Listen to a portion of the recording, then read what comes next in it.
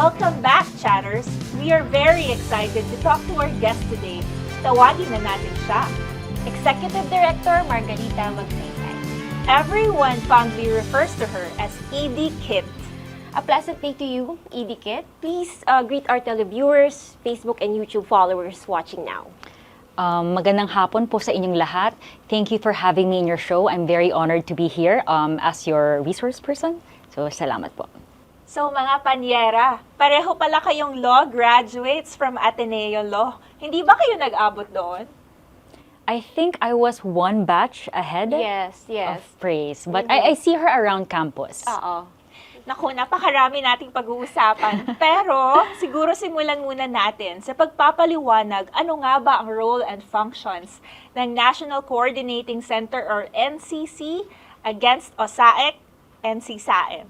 Ang NCC-OSAEC-CSAEM, I think what has to be understood here is that it is a coordination center. It is not a council. So, substructure siya ng IACAT. So, if IACAT, sa level ng IACAT, puro mga policy, sa amin naman po, we are implementing that policy. So, we are a coordination center. We are to develop and implement plans and programs to combat OSAEC and CSAEM, as well as to reintegrate children into the mainstream of society. What are your measures of performance? Or in other words, how do you ensure or would you ensure that the NCC would be able to achieve its goals or perform its roles and responsibilities? Do you have KPIs or key performance indicators or any strategic plan? I know in the IRR, it provides for a multi-year strategic plan, but how do you ensure that you are on track? Well, under the IRR, there are a lot of deliverables of the NCC as a coordination center and specified member agencies. Like, for instance, the AMLC and DILG are to promulgate guidelines and regulations for payment service providers in order for them to capture incidences of OSAEC in their platforms. So that's one, but there are a lot more. So definitely the deliverables under the IRR, that is one thing that those are low-hanging fruits. So we want to be able to accomplish them right away. But also in the long term, the strategic plan of action, we are going to be following the IACAT's KRAs, key result areas. So that's prevention, prosecution, protection, and partnership. So we're very fortunate that there are a lot of civil society organizations who have really taken interest. You could really see their passion and advocacy. They would go to us, they would tell us, we want to help you implement the Child Sex Offenders Registry. We want to help you implement your strategic plan of action. So, we're very happy with that. Right now, the UNICEF has expressed their interest together with the PLCPD in helping us come up with our strategic plan of action. So I am sure our audience would also be interested in knowing how the orientation activities about RA 11930 are undertaken by NCC. Can you also share with us the rollout status of the Anti-OSAEC Law in terms of cascading the implementing rules and regulations or IRR to all the stakeholders like the law enforcement agencies, LGUs, LCPCs, VAUCs, etc.? So definitely in our first year, right? Because the IRR was only promulgated last year. So the NCC really wants to be able to raise public awareness more on popularization of Republic Act 11930. So you know how VAUC has caught up with its name, like, "Uy, ipapa-VAUC ko yan." We want OSAEC to be that popular. We want for people to understand there's no more child pornography, there's no more child pornographic materials, but now it's called OSAEC.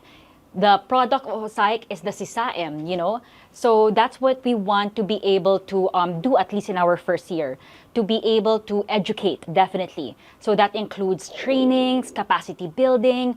We're lucky enough that there are already workshops actually in place even before 11930, like the posts, and then the OSAEC wipeout. So it's just a continuation of what the IACAT and other CSOs have been doing, plus our own with the help of our member agencies. there are a lot of developmental organizations who are developing knowledge products like primers, explainers. Would you be open to partner with these developmental We're orgs? very fortunate also that Stairway Foundation has approached us, and they want to be able to develop handbook for adults and children, because there's going to be a difference in how children would read, handbook. We want to make it accessible to them, like in layman's terms. And UNICEF has also expressed interest that they want, of course, it's disability inclusive. So those who have children with disabilities, we want to be able to develop handbook like Braille, or for those who are who have difficulty hearing, that kind of those kinds of materials. So we're very excited for that, and we're happy that a lot of CSOs have expressed interest in partnering with us to do that. Actually, in the Manila Prosecution Development Team, we have developed this primer. It's like a leaflet, a brochure, Okay. very easy to read, Yeah. very relatable. Yung mga members of the churches and sa community, Oo. it would be easier for them to understand Right. kasi very technical yung words na Right. ginagamit Oo. under the law. So maybe we could show you this primer one course. of these days. Right.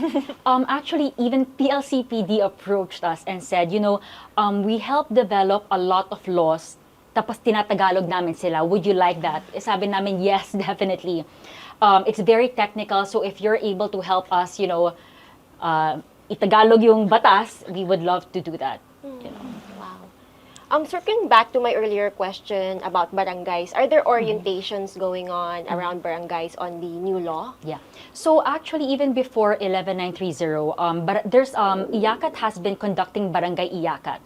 So they go around barangays to teach about the ATIP law and now the expanded ATIP law, and they have always already been including us in their orientation for the barangay officials.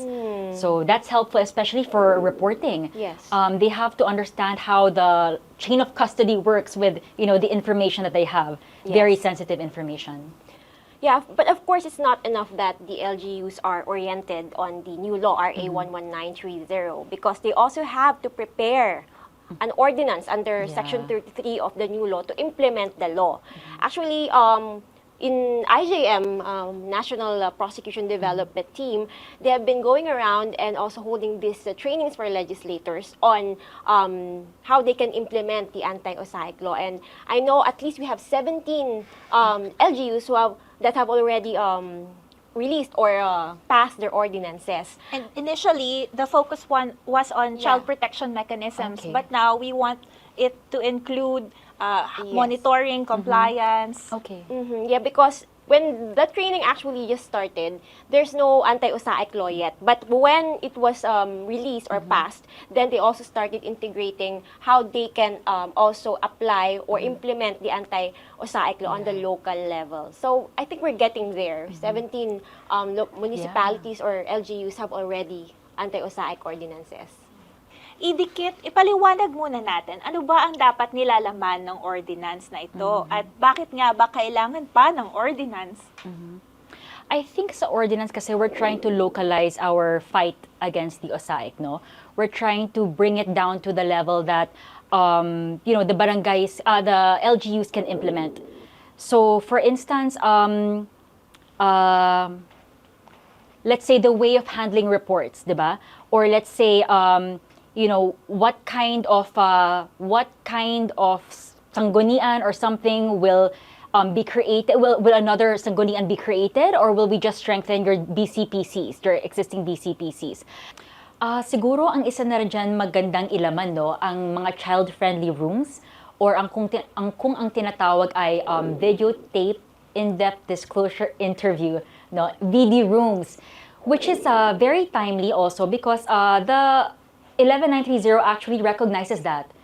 And, I understand that IJM has template ordinances that actually also provides those provisions, what the VD room should have, mobile VD kits, And that's very exciting for us because finally we'll be able to have a child-friendly room that can be used, to cater not only for OSAEC child victims, but as well for any children who are abused, exploited, as well as trafficked. So definitely that's one thing that we would like to see LGUs implement, no, in their own jurisdictions, to have child-friendly rooms. So mag-a-apply siya to other child abuse cases, not just OSAEC. Not just Makikinabang OSAEC, din yung other victims of Opo. other child abuse cases. And sinasabi po ni Idikit, yung videotaped in-depth disclosure interview, ito yung tool para ma-spare na yung child from having to testify in court. Hindi na siya mag-a-appear in court kasi recorded na yung testimony niya, yung disclosure niya, na-preserve na siya, and in lieu of direct or actual victim testimony, yun na ang ipapresent sa court, and yung VD interviewer na ang magte-testify. So that spares the child from re-traumatization and re-victimization brought about by serious and complex trauma. Right. And another thing pala, naisip ko, Attorney Praise, hindi ba ina-advocate natin ngayon sa organization natin, sa partners natin, kung pwede sana masama sa ordinances yung monitoring and compliance, how to increase local community reporting. So, may mga gagandang mechanism sana na ma-incorporate sa ordinansa para paano mapapadali for barangays, Yes. for barangay chairmans to report. Maybe they can incentivize it or require certain like standards for the reporting. In the same way na I see local communities or barangays being declared as a drug-free barangay. Parang they have official certifications. So I'm actually thinking there might be something like that also when it comes to OSAEC reporting. Like a lot of great ideas that are out there to be explored. Actually, I would love to join one of the IJM's trainings just to see like what kind of training you give to the LGUs Yes. in creating their ordinances. That would be wonderful kasi you guys have been around doing this for the longest time, so Yes. it would be nice to observe that. Oh, thank you, Idikit. I think we have one in June. Oh, okay, sige po. Yes, so this mandate on LGUs to pass these ordinances is a recognition, I think, by the law of the power of the community in addressing OSAEC. And because if you will think of it, it happens at the barangay level. Who knows their community members? Who knows what's happening in their communities? It's the barangay officials, it's the barangay tanods. So these ordinances, if you will look at Section 33 of the law, it says it must take into account the local norms and culture. So it is a contextualized version of the law. And I think if you take it that way, it's more powerful and it's more effective in addressing OSAEC, right? Right. So, para maipatupad ang Anti-OSAEC and Anti-CSAEM Law, ang lahat ng LGUs ay dapat meron ng ordinansya na sususog sa batas na ito. Out of a total of 1,634 cities and municipalities, would you know how many have created ordinances to implement the Anti-OSAEC Law, Idikit? What we know of is what IJM has reported to us, also in compliance with the trafficking in persons report, no? So yeah, what we are aware of is there's actually 18. There are 18 ordinances that have already been passed. Again, we've also been doing road shows. Recently with Pasig, but we understand also Pasig has just recently passed theirs. And now with San Juan, we've been doing road shows also with San Juan. Kaya madami pa pala talaga ang walang ordinance. And sadly, may mga LGUs na identified among the top 10 areas with suspicious OSAEC activities na sinasabing hotspot areas ng ating Anti-Money Laundering Council in their April 2023 report on OSAEC, and na wala pang ordinance. Paano kaya maa-assist itong mga LGUs na ito to speed up the creation of the ordinance, Idikit? Yes, we recognize talagang konti pa lang ang mga LGUs na may anti-OSAEC ordinance. That's why we are keeping in close coordination with the DILG, who's also a member of the IACAT and also the NCC, para talagang they can mandate these LGUs to adopt an anti-OSAEC ordinance. I think it's just a matter of informing the LGUs that there is a law, the Anti-OSAEC Law, and it mandates you to pass an ordinance localizing your efforts against OSAEC. Yes, yes. And based on the AMLAC April 2023 report on OSAEC, you will see on the screen the top 10 OSAEC hotspot areas include Cebu, Pampanga, Cavite, Bulacan, Leyte, Misamis Oriental, Davao del Sur, Rizal, City of Caloocan, and Misamis Occidental. But please take note, in the first report of AMLC covering the period 2020 to the first half of 2022, kasama pa sa top 10 ang Quezon City, Nueva Ecija, Quezon Province, and City of Manila. Ito ba ang mga areas na ito ay meron na pong ordinance? Attorney Kath, among those that you mentioned, I actually recognize that QC already has their anti-OSAEC ordinance. And we feel very honored that World Vision actually invited us to one of their, to become a resource person to the QC Sangguniang to be able to explain the salient features of the anti-OSAEC. And I believe that will also help them craft their ordinance. Naku, talaga pong mahalagang pagtuunan natin ng pansin ang paggawa ng mga ordinances related to the localization of the Anti-OSAEC, Anti-CSAEM Law.